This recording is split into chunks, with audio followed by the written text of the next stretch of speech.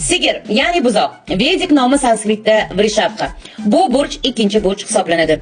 U 21-apreldan to 20-mayga qadar sanalarni o'z ichiga oladi.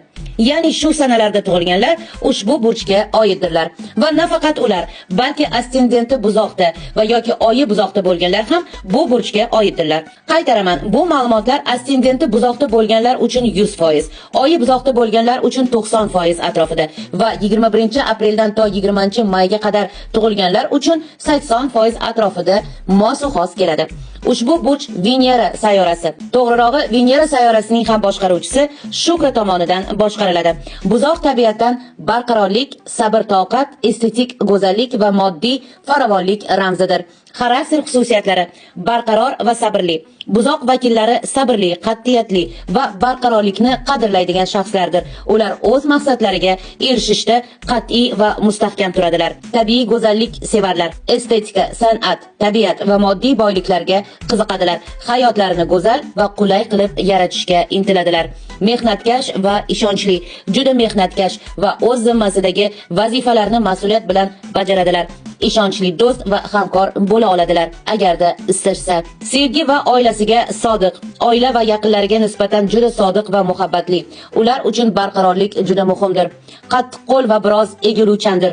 Ba'zida qat'iylik va qattiqqo'llikka moyil bo'lib, o'z fikridan qaytmaydi. Buning natijasida o'zaro munosabatlarda muammolar yuzaga kelishi tabiiydir. Kuchli tomonlari: xavfsizlikni ta'minlashga qobiliyatli, sabrlilik va chidamlilik bor. Amaliy fikrlash va qat'iyat. Pul va moddiy boylikni ko'paytirishda juda muvaffaqiyatli.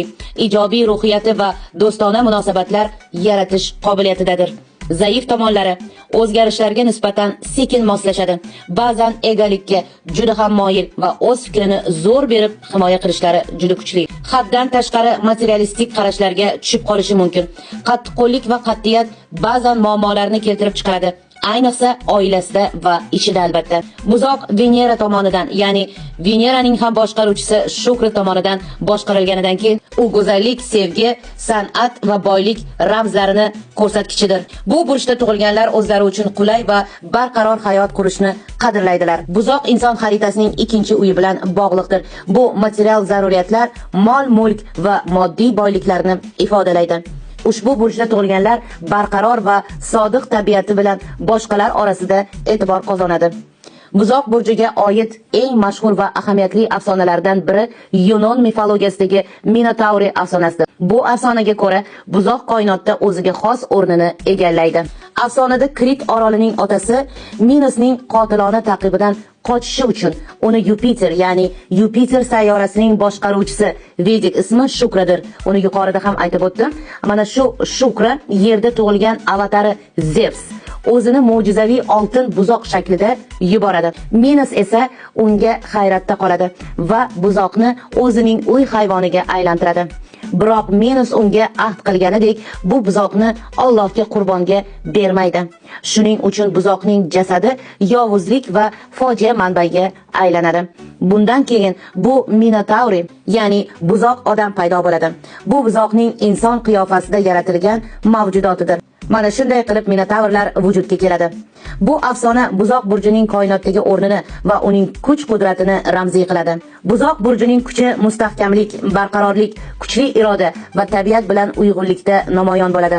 U kuch-qudrat va himoya ramzi sifatida ko'rsatiladi. Buzoq bu shunday burchki, ya'ni u bilan oson bo'la oladigan burch emas. Buzoq burjiga oidlarni sevish ham oson emasdir.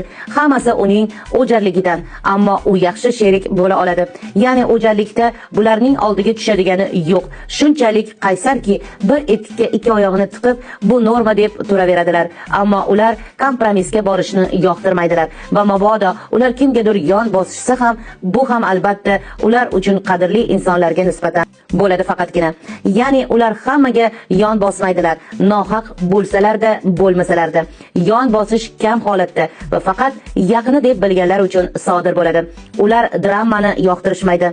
Ular ko'rgazmaga o'zini siqilgan, qiynalgan qilib ko'rsatuvchilarni juda ham yomon ko'rishadi. Ular ham yordamga keluvchilardir, ammo ular bilan o'yin o'ynayotganingizni bilib qolishsa bormi, tezda qoching o'zingizni qutqarish uchun. Bo'lmasa buzoq sizni sog' qo'ymaydi. Buzoqlar komfort va hashamatni juda yaxshi ko'rishadi va bu borada ular juda ko'p taslim bo'lishadi.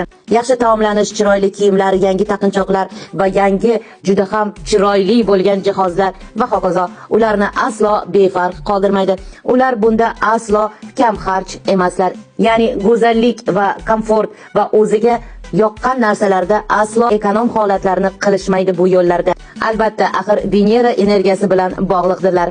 Buzoqlar uchun issiqqina komfort zonasidan chiqmaslik, uyida issiqqina adyolida o'ranib olib, yaxshi bir kinoni ko'rib, yonida o'zi sevgan yemaklarni qo'yib olib, yeb yotishdan mazasi yo'qdir.